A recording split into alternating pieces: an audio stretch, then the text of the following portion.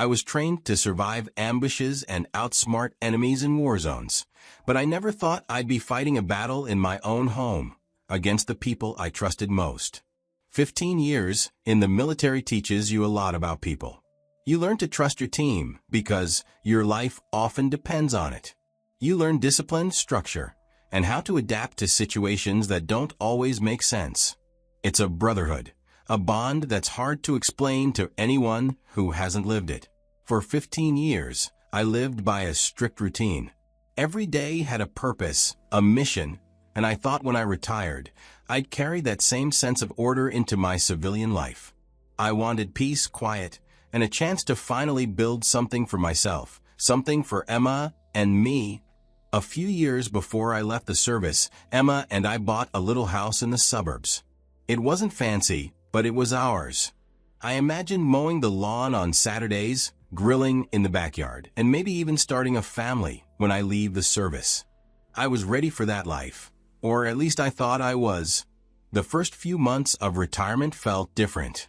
I went from waking up at 5 a.m. for drills to sipping coffee on the porch at 9 a.m., wondering what to do with my day. To keep busy, I took up woodworking in the garage. Nothing fancy, just building shelves and fixing up old furniture. It kept my hands busy and my mind calm. Emma worked part-time at a local real estate office, and for the first time in years, we had time together. We'd sit down for dinner every evening, something I missed while I was deployed. Life wasn't perfect, but it felt like we were finally settling into a rhythm. But then, small things started bothering me. At first, it was easy to brush them off. I'd log into our joint bank account and notice that the balance seemed lower than it should have been. I thought maybe I'd forgotten about a bill or that Emma had paid for something big and didn't tell me. But the numbers didn't add up. I mentioned it to her casually one evening. "Hey, I noticed the account's looking a little light. Did we have some unexpected expenses?" She barely looked up from her phone and muttered something about groceries being more expensive lately. Groceries? I knew how much groceries cost. And even if she was right, there was no way it explained the steady drain I was seeing. I asked again a few days later, and that time, she got defensive. She told me not to worry about it, that she was handling it. But the way she said it felt off. I couldn't put my finger on it, but something wasn't right. Then there was the phone. She was always on it, texting, scrolling, or just staring at it. If I walked into the room, she'd lower the screen or tilt it away. I started paying more attention. When her phone buzzed, she'd pick it up and step into another room to reply. I don't know if you've ever lived with someone and felt like they were there, but not really there. That's how it started to feel with Emma.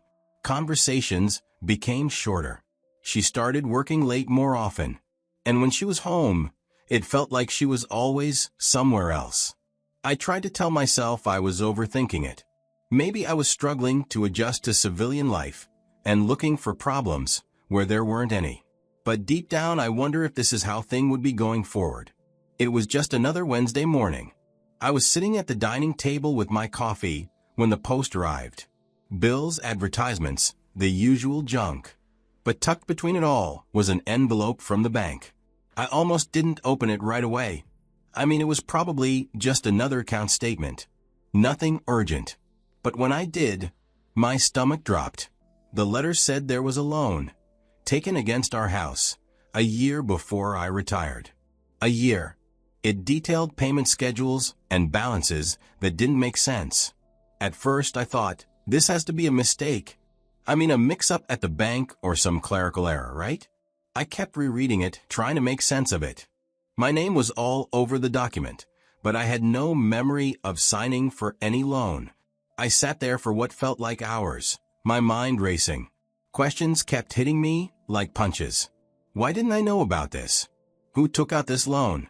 Why wasn't I informed? And then it hit me, this wasn't a mistake. No, this was deliberate. At first, I stayed calm. Years in the military train you to do that. You don't panic when you hear gunfire. You assess the situation. You focus on the facts. But as I pieced together the little clues, I could feel that calm start to crack. There was no way I could have forgotten something as big as signing for a loan against our home. And if I didn't do it, who did? I sat back in my chair, the letter crumpled in my hand. My mind flashed to Emma, my wife of 10 years. The woman I trusted with everything.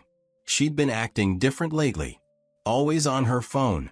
And then there were the vague excuses about unexpected expenses when I'd asked about the thinning bank account. At the time, I brushed it off, thinking maybe I was just imagining things. But now, I have a feeling that something is wrong.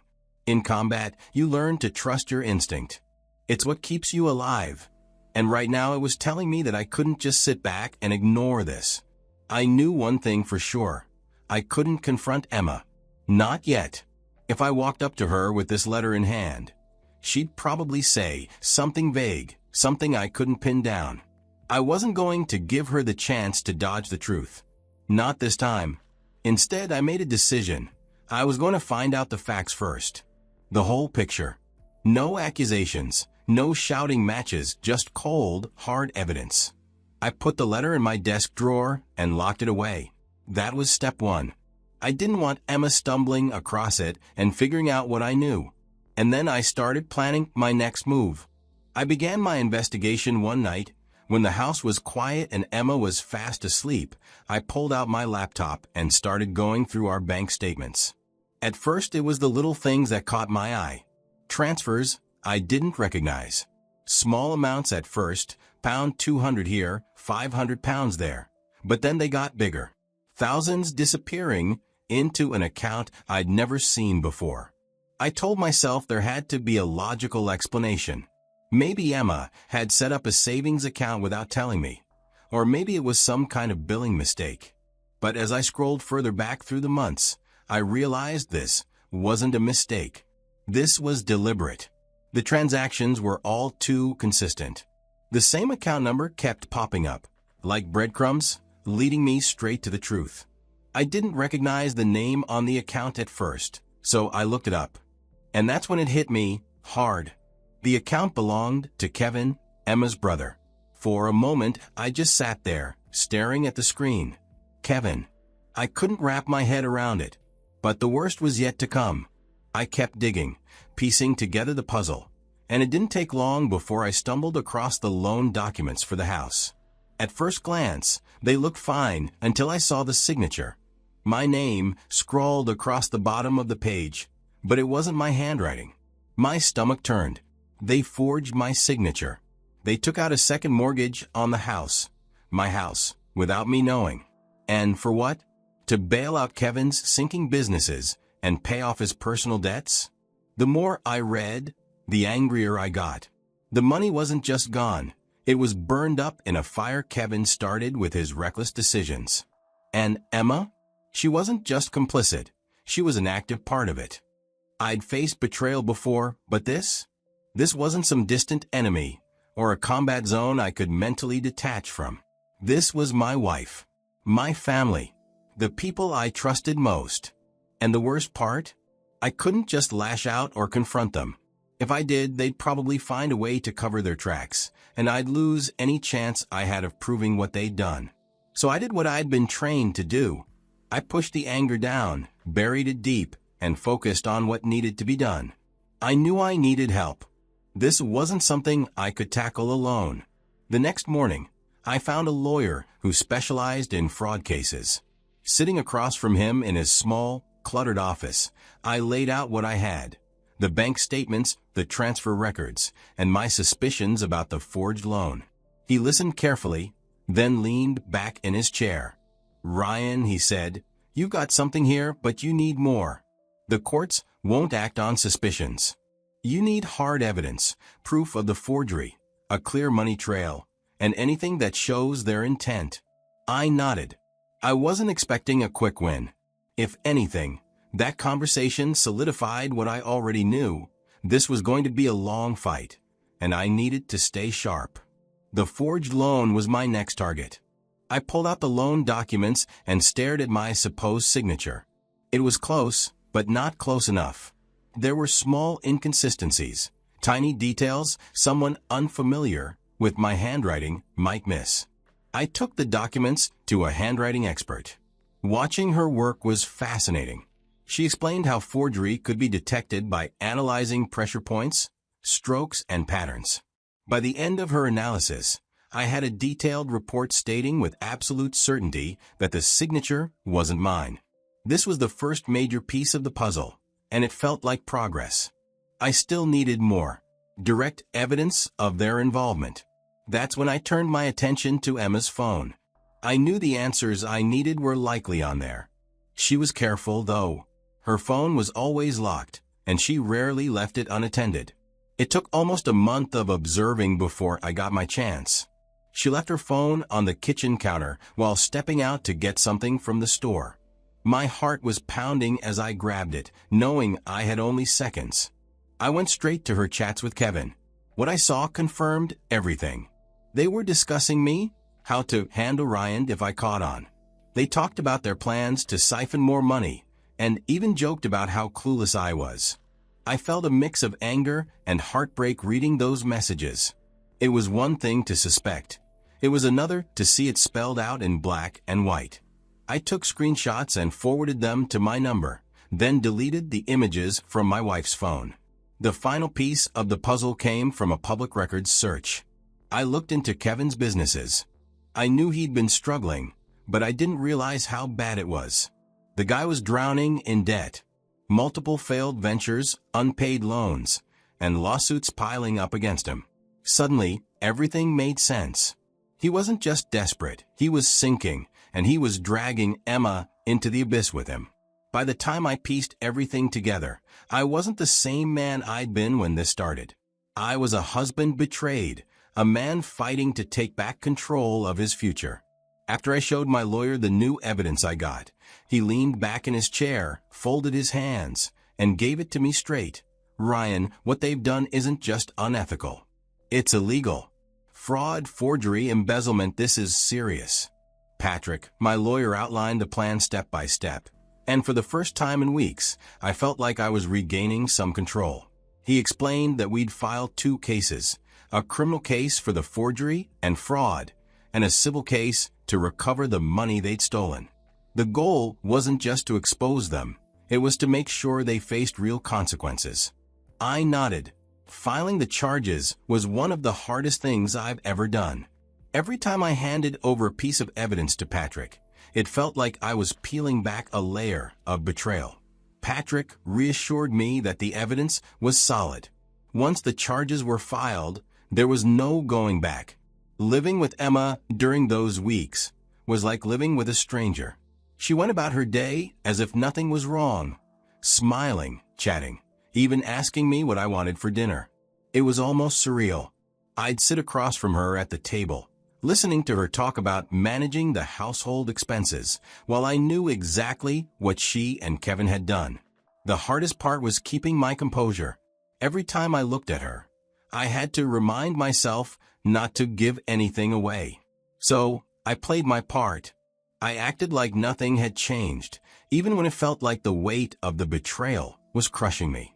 I smiled when I needed to, nodded along when Emma talked, and pretended everything was fine. It wasn't easy, but it worked. Emma and Kevin had no idea what was coming. I didn't sleep much during those weeks, but I didn't care. Every sleepless night brought me closer to the truth coming out. And when it did, I knew it would be worth every second of the wait. It had been weeks since I filed the case. I hadn't spoken to Emma or Kevin since then, not a single word. When the summons was served, I packed a bag and left the house. I couldn't stomach staying there with her any longer, not after everything I'd uncovered. But sitting in that courtroom, seeing them again for the first time, I could tell they didn't expect me to actually go through with it. Emma's face was pale, her usual confidence replaced by nervous glances at her lawyer. Kevin just sat there, stiff and silent, trying to act like he wasn't scared. But I knew better. My lawyer started by presenting the bank records. Line by line, he walked the court through every transfer. Thousands of pounds drained from our joint account and sent directly to Kevin's. There was no denying it. The numbers didn't lie. Then came the forensic analysis. The handwriting expert took the stand, explaining in detail how Emma had forged my signature to take out the second mortgage on our home. I watched Emma out of the corner of my eye. She wouldn't look up. She just stared down at the table, probably hoping it would all go away. And then the screenshots. My lawyer held up printouts of every message between Emma and Kevin. He read them aloud for everyone to hear. Plans to handle me, mocking me for being too trusting. One of Kevin's messages even said, "Don't worry. He'll never figure it out. He's too focused on his military stuff to see what's happening." I don't know if they realized how much those words cut. I had trusted these people, trusted them with my life. And all the while, they'd been laughing behind my back. By the time my lawyer finished presenting the evidence, their defense had completely fallen apart. Their lawyer tried to argue that it was all a misunderstanding, but even he didn't sound convinced. Kevin was sweating bullets, tugging at his collar, while Emma sat frozen, like she was finally realizing there was no way out. I didn't say a word the entire time. I just sat there, watching, listening. When the judge finally ruled, it was like a weight I didn't realize I was carrying had been lifted. Kevin was convicted of fraud and forgery. He got a prison sentence, I think it was 3 years. Not long enough if you ask me, but it was something. Emma didn't escape either.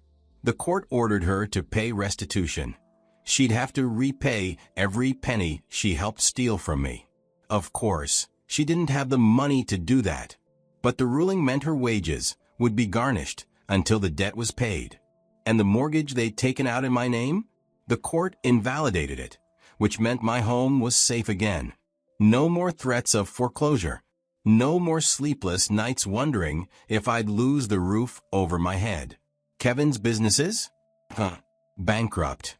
He'd been using the money they stole from me to keep them afloat, and without it they crumbled.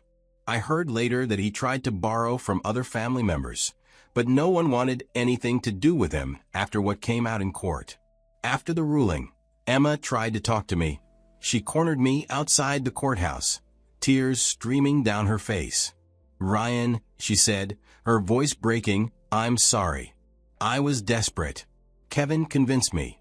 He said we'd pay it all back once his business turned around. Please, I didn't mean for it to go this far."